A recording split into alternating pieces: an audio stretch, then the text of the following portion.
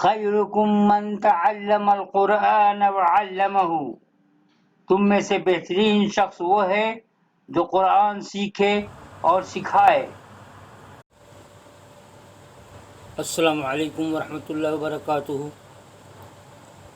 دوستو، آج میں آپ لوگوں کے سامنے پارہ 3 سورہ بقرہ آیت نمبر 267 یعنی 267 سے تلاوت کروں گا۔ اس کے بعد ترجمہ اور تفسیر کے ساتھ میں پڑھوں گا آپ کے سامنے حسب معمول۔ توجہ سے سنیں انشاءاللہ تعالی، اور دیکھیے کب تک ہم پڑھتے ہیں، یہ خدا کے ہاتھ میں ہے کہاں تک میں پڑھتا ہوں۔ آج تو میں شروع کرتا ہوں۔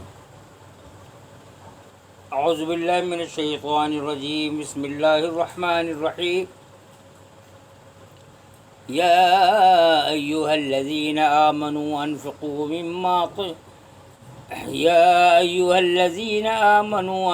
من طیبات ما کسبتم ومما اخرجنا لکم من الارض ولا تیمموا الخبیث منه تنفقون ولستم بآخذیہ الا ان تغمضوا فیہ واعلموا ان اللہ غنی حمید۔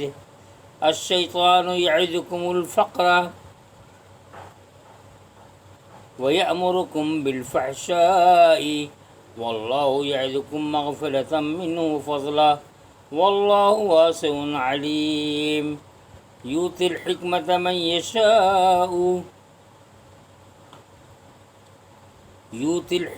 مَن يَشَاءُ وَمَن يُؤْتَ الْحِكْمَةَ فَقَدْ أُوتِيَ خَيْرًا كَثِيرًا وَمَا يَذَّكَّرُ إِلَّا أُولُو الْأَلْبَابِ۔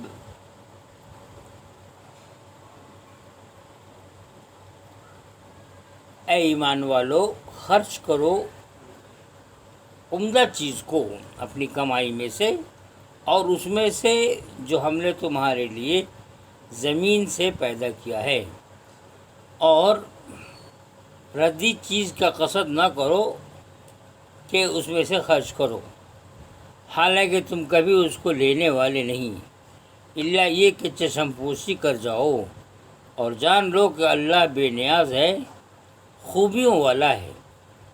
شیطان تم کو محتاجی سے ڈراتا ہے اور بری بات کی تلقین کرتا ہے، اور اللہ وعدہ دیتا ہے اپنی بخشش کا اور فضل کا، اور اللہ وسعت والا ہے، جاننے والا ہے۔ وہ جس کو چاہتا ہے حکمت دے دیتا ہے، اور جس کو حکمت ملی اس کو بڑی دولت مل گئی، اور نصیحت وہی حاصل کرتے ہیں جو عقل والے ہیں، اور نصیحت وہی حاصل کرتے ہیں جو عقل والے ہیں۔ آدمی دنیا میں جو کچھ کماتا ہے اس کو خرچ کرنے کی 2 صورتیں ہیں۔ ایک یہ کہ اس کو شیطان کے بتائے ہوئے راستے میں خرچ کیا جائے، دوسرے یہ کہ اس کو اللہ کے بتائے ہوئے راستے میں خرچ کیا جائے۔ شیطان یہ کرتا ہے کہ آدمی کے ذاتی تقاضوں کی اہمیت اس کے دل میں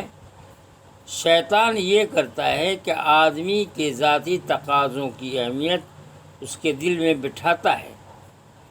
وہ اس کو سکھاتا ہے کہ تم نے جو کچھ کمایا ہے اس کا بہترین مصرف یہ ہے کہ اس کو اپنی ذاتی ضرورتوں کو پورا کرنے میں لگاؤ۔ پھر جب شیطان دیکھتا ہے کہ آدمی کے پاس اس کی حقیقی ضرورت سے زیادہ ہے تو وہ اس کے اندر ایک اور جذبہ بھڑکا دیتا ہے۔ یہ نمود و نمائش کا جذبہ ہے۔ اب وہ اپنی دولت کو بے دریغ نمائشی کاموں میں بہانے لگتا ہے، اور خوش ہوتا ہے کہ اس نے اپنی دولت کو بہترین مصرف میں لگایا۔ دیکھیے جناب، یہ تفسیر بہت ہی اہم ہے، بہت ہی امپورٹنٹ ہے۔ ایک تو اپنی ضروریات کو پوری کرنا، اور ضروریات سے بچ گیا تو دلی خواہش پوری کرنا، یعنی نمود و نمائش اور ریا کے لیے خرچ کرنا وغیرہ وغیرہ، اور یہ کمیاں ہم لوگوں میں ہیں۔ میں سوچا دوبارہ اس کی تفسیر بیان کر دوں، لیکن بار اب سامنے موجود ہے ہی۔ آپ سے گزارش ہے کہ آپ میری آواز کو روک کر کے اس کو پھر دوبارہ پڑھ لیجئے گا تو بہتر ہوگا، اور دوسروں کو بھی بتانے کی کوشش کیجیے۔ آئیے آگے طرف دیکھتے ہیں۔ آدمی کو چاہیے کہ اپنے مال کو ذاتی چیز نہ سمجھے بلکہ اللہ کی چیز سمجھے۔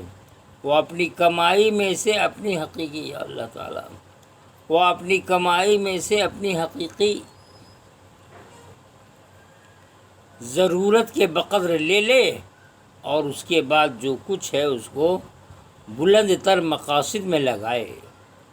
وہ خدا کے کمزور بندوں کو دے اور خدا کے دین کی ضرورتوں میں خرچ کرے۔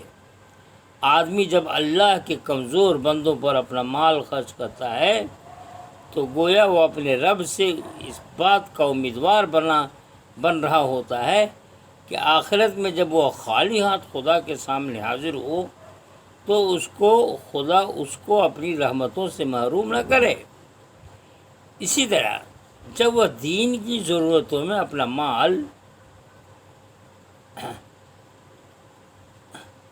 مال دیتا ہے تو وہ اپنے آپ کو خدا کے مشن میں شریک کرتا ہے۔ وہ اپنے مال کو خدا کے مال میں شامل کرتا ہے تاکہ اس کی حقیر پونجی خدا کے بڑے خزانے میں مل کر زیادہ ہو جائے۔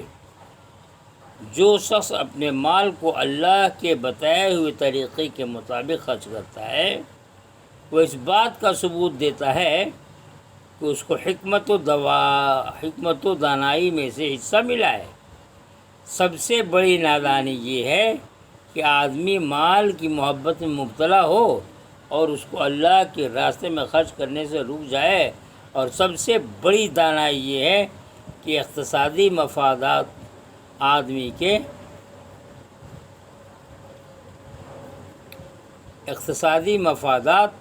آدمی کے لیے اللہ کی راہ میں بڑھنے میں رکاوٹ نہ بنے۔ وہ اپنے آپ کو خدا میں اتنا ملا دے کہ خدا کو اپنا اور اپنے کو خدا کا سمجھنے لگے۔ جو شخص ذاتی مصلحتوں کے خول میں جیتا ہے اس کے اندر وہ نگاہ پیدا نہیں ہو سکتی جو بلند تر حقیقتوں کو دیکھے اور اعلیٰ کیفیات کا تجربہ کرے۔ اس کے برعکس جو شخص ذاتی مصلحتوں کو نظر انداز کر کے خدا کی طرف بڑھتا ہے وہ اپنے آپ کو محدودیتوں سے اوپر اٹھاتا ہے۔ وہ اپنے شعور کو اس خدا کے ہم سطح کر لیتا ہے جو غنی و حمید اور وسیع و علیم ہے۔ وہ چیزوں کو ان کے اصلی روپ میں دیکھنے لگتا ہے کیونکہ وہ ان حد بندیوں کے پار ہو جاتا ہے جو آدمی کے لیے کسی چیز کو اس کے اصلی روپ میں دیکھنے میں رکاوٹ بن جاتی ہے۔ کوئی بات خواہ کتنی ہی سچی ہو مگر اس کی سچائی کسی آدمی پر اسی وقت کھلتی ہے جبکہ وہ اس کو کھلے ذہن سے دیکھ سکے۔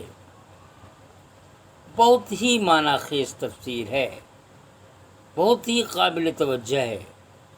ایسے لوگوں سے میری ملاقات ہے جو بالکل اللہ کی راہ میں خرچ کرنے کے لیے تلے رہتے ہیں، جو یقیناً اسلامی زندگی گزارتے ہیں۔ اللہ تعالیٰ ان کی عبادات کو قبول فرما لے۔ کہ کچھ لوگ ایسے ہوتے ہیں، وہ شخص ہے جو دوسروں کو دیکھتے ہیں کہ اس کے گھر میں وہ بھوکا ہے تو خاموشی کے ساتھ اس کے گھر میں کچھ نہ کچھ بھیج دیتے ہیں تاکہ وہ بھوکا نہ رہے۔ اس طرح سے بہت کم لوگ ہیں، لیکن بہرحال ہیں۔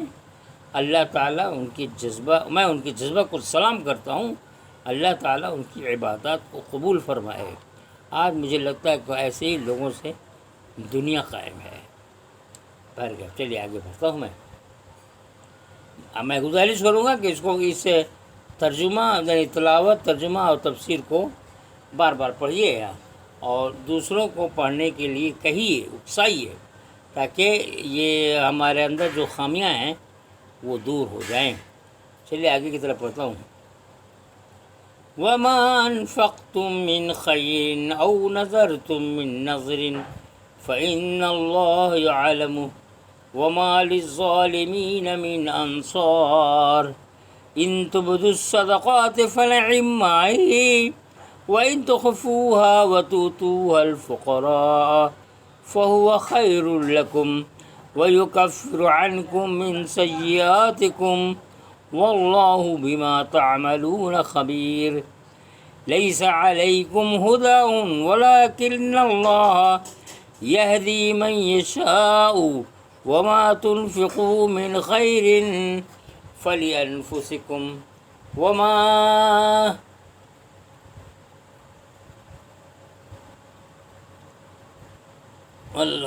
لَيْسَ عَلَيْهِ وَمَا تُنْفِقُوا مِنْ خَيْرٍ فَلِأَنفُسِكُمْ وَمَا تُنْفِقُونَ إِلَّا ابْتِغَاءَ وَجْهِ اللَّهِ وَمَا تُنْفِقُوا مِنْ خَيْرٍ يُوَفَّى إِلَيْكُمْ وَأَنْتُمْ لَا تُظْلَمُونَ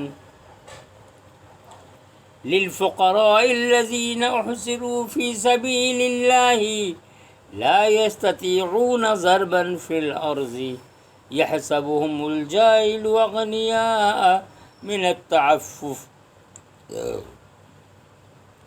تعرفهم بسيماهم لا يسألون الناس إلحافا وما تنفقوا من خير فإن الله به عليم الذين ينفقون أموالهم بالليل والنهار سرا وعلانية فلهم أجرهم عند ربهم ولا خوف عليهم ولا هم يحزنون۔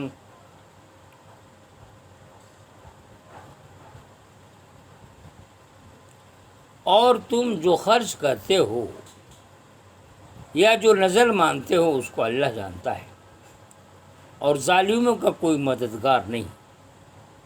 اگر تم اپنے صدقات ظاہر کر کے دو تب بھی اچھا ہے۔ دیکھیں غور سے سنیے جناب، اگر تم اپنے صدقات ظاہر کر کے دو تب بھی اچھا ہے، اور اگر تم انہیں چھپا کر محتاجوں کو دو تو یہ تمہارے لیے زیادہ بہتر ہے، اور اللہ تمہارے گناہوں کو دور کر دے گا، اور اللہ تمہارے کاموں سے واقف ہے۔ ان کو ہدایت پر لانا تمہارا ذمہ نہیں ہے، بلکہ اللہ جس کو چاہتا ہے ہدایت دیتا ہے۔ اور جو مال تم خرچ کرو گے اپنے ہی لیے کرو گے، اور تم نہ خرچ کرو مگر اللہ کی رضا چاہنے کے لیے، اور تم جو مال خرچ کرو گے وہ تم کو پورا کر دیا جائے گا، اور تمہارے لیے اس میں کمی نہ کی جائے گی۔ صدقات ان حاجت مندوں کے لیے ہے جو اللہ کی راہ میں گھر گئے ہوں، زمین میں دوڑ دھوپ نہیں کر سکتے۔ پھر سے، صدقات ان حاجت مندوں کے لیے ہیں جو اللہ کی راہ میں گر گئے ہوں، یعنی گرفتار ہو گئے ہوں، اور زمین میں دوڑ دھوپ نہیں کر سکتے۔ ناواقف آدمی اس کو غنی خیال کرتا ہے، ان کو نہ ماننے والے کی وجہ سے، نہ مانگنے کی وجہ سے۔ تم ان کو ان کی صورت سے پہچان سکتے ہو۔ کیا بات ہے! وہ لوگوں سے لپٹ کر نہیں مانگتے، اور جو مال تم خرچ کرو گے وہ اللہ کو معلوم ہے۔ جو لوگ اپنے مالوں کو رات اور دن چھپے اور کھلے خرچ کرتے ہیں ان کے لیے ان کے رب کے پاس اجر ہے، اور ان کے لیے نہ خوف ہے اور نہ وہ غمگین ہوں گے۔ اللہ کی راہ میں خرچ کرنے کی سب سے بڑی مدد یہ ہے کہ ان کے دینی خادموں کی مالی مدد کی جائے جو دین کی جدوجہد میں اپنے کو ہمتاً لگا دینے کی وجہ سے بے معاش ہو گئے ہوں۔ ایک کامیاب تاجر کے پاس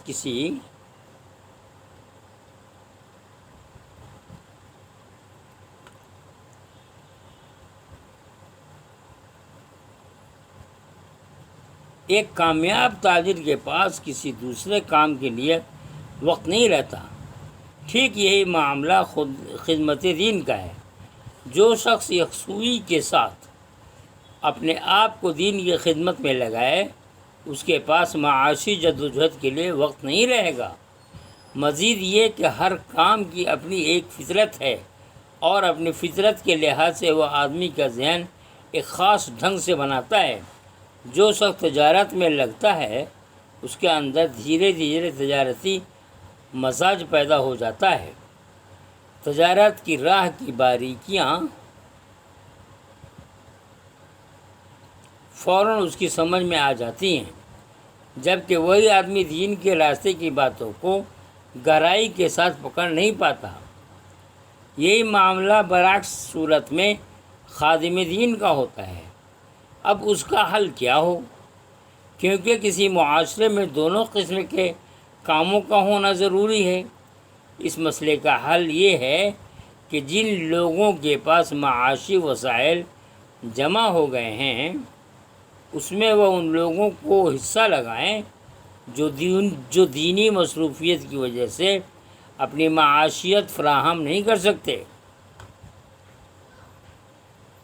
یہ گویا ایک طرح کی خاموش تقسیم کار ہے جو طرفین کے درمیان خالص رضائے الہی کے لیے وقوع میں آتی ہے۔ خادم دین نے اپنے آپ کو اللہ کے لیے یکسو کیا تھا، اس لیے وہ انسان سے نہیں مانگتا اور نہ پانے کی امید رہتا ہے۔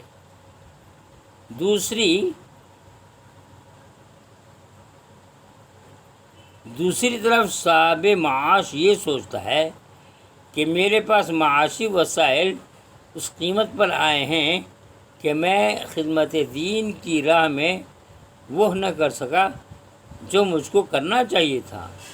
اس لیے اس کی تلافی یہ ہے کہ میں اپنے مال میں اپنے ان بھائیوں کا حصہ لگاؤں جو گویا میری کمی کی تلافی خدا کے یہاں کر رہے ہیں۔ بہت ہی اہم بات ہے، بالکل توجہ طلب ہے۔ پھر بار بار پڑھیں گے اس تفسیر کو۔ چلیے اور آگے پڑھتا ہوں۔ جب دین کی جدوجہد اس مرحلہ میں ہو کہ دین کے نام پر معاشی عہدے نہ ملتے ہوں، جب دین کی راہ میں لگنے والا آدمی بے روزگار ہو جائے، اس وقت دین کے خادموں کو اپنا مال دینا بظاہر ماحول کے ایک غیر اہم طبقہ سے اپنا رشتہ جوڑنا ہے۔ ایسے افراد پر خرچ کرنا مجلسوں میں قابل تذکرہ نہیں ہوتا۔ وہ آدمی کی حیثیت اور ناموری میں اضافہ نہیں کرتا، مگر یہی وہ خرچ ہے جو آدمی کو سب سے زیادہ اللہ کی رحمتوں کا مستحق بناتا ہے۔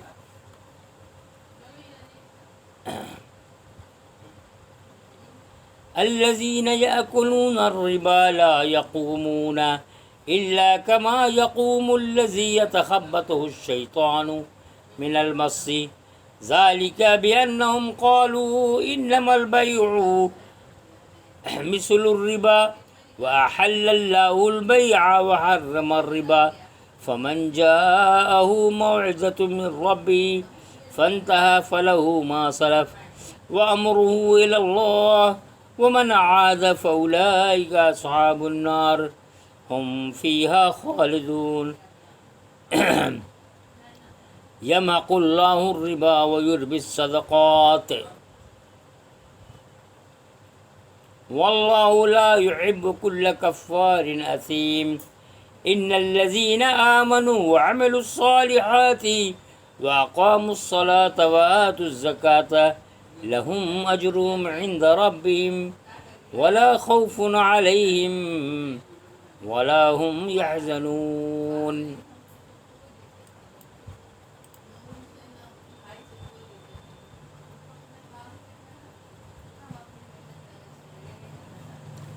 جو لوگ سود کھاتے ہیں وہ قیامت میں نہ اٹھیں گے مگر اس شخص کے مانند جس کو شیطان نے چھو کر خبتی بنا دیا ہو۔ کیا بات ہے یار! جو لوگ سود کھاتے ہیں وہ قیامت میں نہ اٹھیں گے مگر اس شخص کی مانند جس کو شیطان نے چھو کر خبتی بنا دیا ہو۔ یہ اس لیے کہ انہوں نے کہا کہ تجارت کرنا بھی ویسا ہی ہے جیسا سود لینا، حالانکہ اللہ نے تجارت کو حلال ٹھہرایا ہے اور سود کو حرام کیا ہے۔ پھر جس شخص کے پاس اس کے رب کی طرف سے نصیحت پہنچی اور وہ باز آ گیا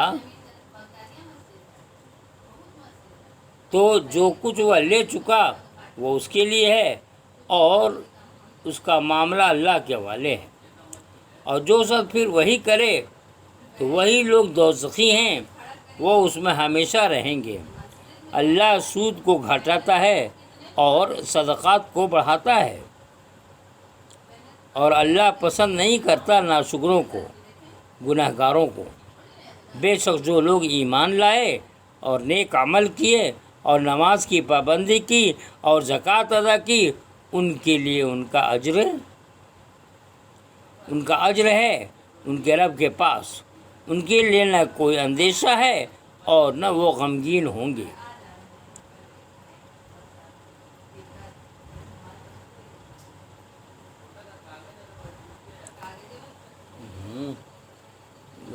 فوراً بھاگ جاتا ہے۔ بندوں کے درمیان باہمی طور پر جو معاشی تعلقات مطلوب ہیں ان کی علامت زکوٰۃ ہے۔ زکوٰۃ میں ایک مسلمان دوسرے مسلمان کے حقوق کا اعتراف یہاں تک کرتا ہے کہ وہ خود اپنی کمائی کا ایک حصہ نکال کر اپنے بھائی کو دیتا ہے۔ جو دین حقوق شناسی کا ایسا ماحول بنانا چاہتا ہو، وہ سود کے زرپرستانہ طریقہ کو کسی طرح قبول نہیں کر سکتا۔ ایسے معاشرہ میں باہمی لین دین تجارت کے اصول پر ہوتا ہے، نہ کہ سود کے اصول پر۔ تجارت میں بھی آدمی نفع لیتا ہے، مگر تجارت کا جو نفع ہے وہ آدمی کی محنت اور اس کے خطرات مول لینے کی قیمت پر ہوتا ہے، جبکہ سود کا نفع محض خود غرضی اور زراندوزی کا نتیجہ ہے۔ سود کا کاروبار کرنے والا اپنی دولت دوسرے کو اس لیے دیتا ہے کہ وہ اس کے ذریعے اپنی دولت کو مزید بڑھائے۔ وہ یہ دیکھ کر خوش ہوتا ہے کہ اس کا سرمایہ یقینی شرح سے بڑھ رہا ہے، مگر اس عمل کے دوران وہ خود اپنے اندر جو انسان تیار کرتا ہے وہ ایک خود غرض اور دنیا پرست انسان ہے۔ اس کے برعکس جو آدمی اپنے کمائی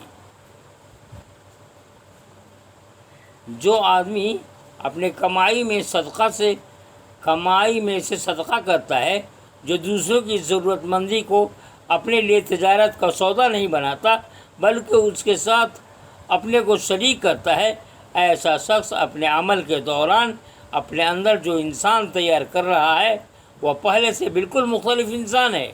یہ وہ انسان ہے جس کے دل میں دوسروں کی خیرخواہی ہے، جو ذاتی دائرے سے اوپر اٹھ کر سوچتا ہے۔ دنیا میں آدمی اس لیے نہیں بھیجا گیا ہے کہ وہ یہاں اپنی کمائی سے ڈھیر لگائے۔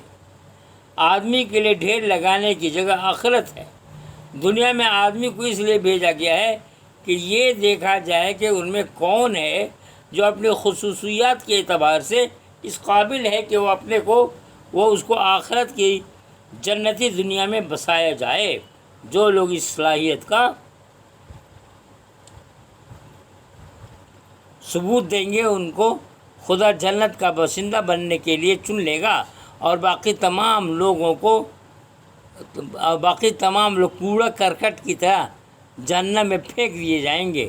صدقہ کی روح حاجت مند کو اپنا مال خدا کے لیے دینا ہے، اور سود کی روح استحصال کے لیے دینا۔ صدقہ اس بات کی علامت ہے کہ آدمی آخرت میں اپنے لیے نعمتوں کا ڈھیر دیکھنا چاہتا ہے۔ اس کے مقابلے میں سود اس بات کی علامت ہے کہ وہ اسی دنیا میں اپنے لیے ڈھیر لگانے کا خواہش مند ہے۔ یہ دو الگ الگ انسان ہیں، اور یہ ممکن نہیں ہے کہ خدا کے یہاں دونوں کا انجام یکساں قرار دیا جائے، یعنی برابر، یکساں مطلب برابر قرار پائے۔ دنیا اسی کو ملتی ہے جس نے دنیا کے لیے محنت کی ہو، اسی طرح آخرت اسی کو ملے گی جس نے آخرت کے لیے اپنے اثاثہ کو قربان کیا ہو۔